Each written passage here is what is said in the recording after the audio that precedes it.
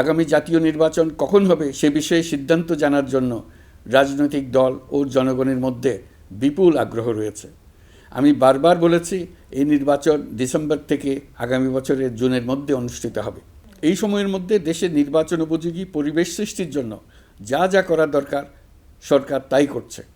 এখানে মনে রাখা জরুরি, বাংলাদেশ স্বাধীনতার পর থেকে যতবার গভীর সংকটে নিমজ্জিত হয়েছে তার সবগুলোরই প্রধান কারণ ছিল ত্রুটিপূর্ণ নির্বাচন।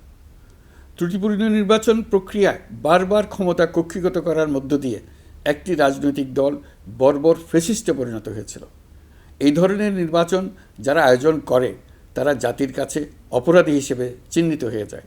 এমন নির্বাচনের মধ্য দিয়ে যে দল ক্ষমতায় আসে তারাও জনগণের কাছে ঘৃণিত হয়ে থাকে।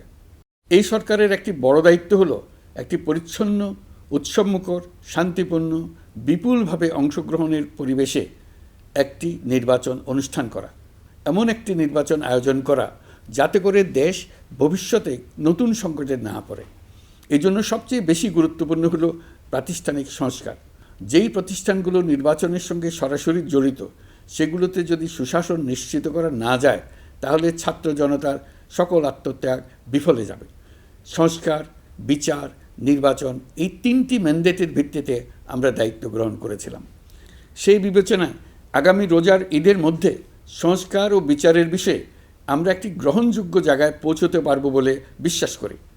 বিশেষ করে মানবতাবিরোধী অপরাধের বিচার, যা কিনা জুলাই গণ অভ্যুত্থানের শহীদদের প্রতি আমাদের সম্মিলিত দায়, সেই বিষয়ে আমরা দৃশ্যমান অগ্রগতি দেখতে পারব। এতে আমাদের উপর আপনাদের অর্পিত ম্যান্ডেট ন্যূনতম হলেও বাস্তবায়ন করে যেতে পারব। সেই বিবেচনায় ও ইতিহাসে সবচেয়ে অবাধ, সুষ্ঠু, প্রতিদ্বন্দ্বিতামূলক ও গ্রহণযোগ্য নির্বাচন আয়োজনের জন্য সকল পক্ষের সঙ্গে আমরা আলোচনা করেছি। পাশাপাশি বিচার, সংস্কার ও নির্বাচন সংক্রান্ত চলমান সংস্কার কার্যক্রম পর্যালোচনা করে আমি আজ দেশবাসীর কাছে ঘোষণা করছি যে আগামী জাতীয় নির্বাচন 2026 সালের এপ্রিলের প্রথমার্ধের যে কোনো একটি দিনে অনুষ্ঠিত হবে। এই ঘোষণার ভিত্তিতে নির্বাচন কমিশন উপযুক্ত সময়ে আপনাদের কাছে নির্বাচনের বিস্তারিত রোডম্যাপ প্রদান করবে। আমরা এমন নির্বাচন চাই যা দেখে অভ্যুত্থানের শহীদদের আত্মা তৃপ্তি পাবে, তাদের আত্মা শান্তি পাবে। আমরা চাই আগামী নির্বাচনে সবচেয়ে বেশি ভোটার, সবচেয়ে বেশি প্রার্থী ও দল অংশ নেক। বিশ্বমানের থার্মিক্স রড, সালাম স্টিল থার্মিক্স, দেশের একমাত্র থার্মিক্স রড। এটা সবচেয়ে অবাধ, সুষ্ঠু ও নিরপেক্ষ নির্বাচন হিসেবে জাতির কাছে স্মরণীয় হয়ে থাকুক। 1.5 যুগ পরে দেশে সত্যিকারের একটি জনপ্রতিনিধিত্বশীল সংসদ গঠিত হবে।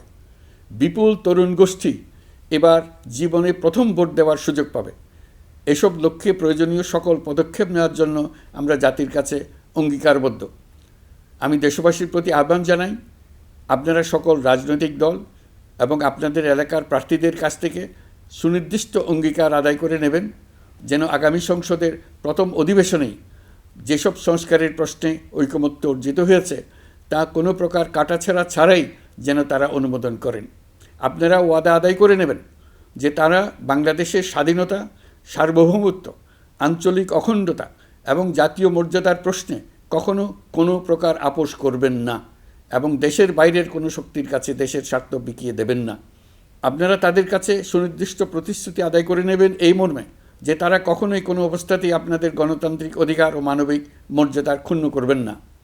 আপনারা তাদের কাছে অঙ্গীকার আদায় করে নেবেন যে তারা সম্পূর্ণ সততা ও স্বচ্ছতার সাথে দেশ পরিচালনা করবেন এবং সকল প্রকার দুর্নীতি, দলীয়করণ, টেন্ডারবাজি, সিন্ডিকেটবাজি, চাঁদাবাজি, সন্ত্রাসী কর্মকাণ্ড ইত্যাদি গণবিরোধী কাজ থেকে নিজেদেরকে সম্পূর্ণভাবে মুক্ত রাখবেন।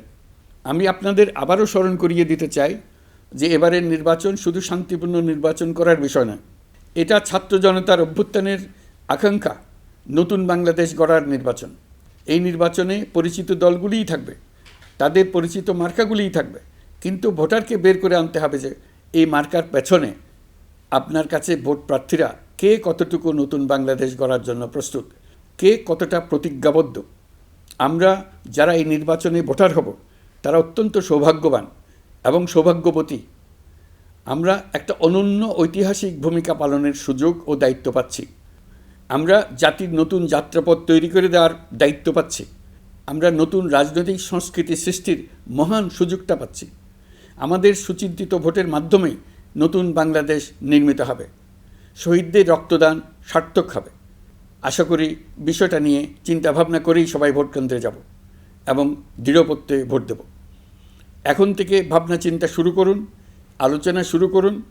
এখন থেকে আপনাদের ভোটের গুরুত্বটা বুঝে নিন। আপনার এবারের ভোটের গুরুত্ব ঐতিহাসিক মানদণ্ডে দেখা হবে।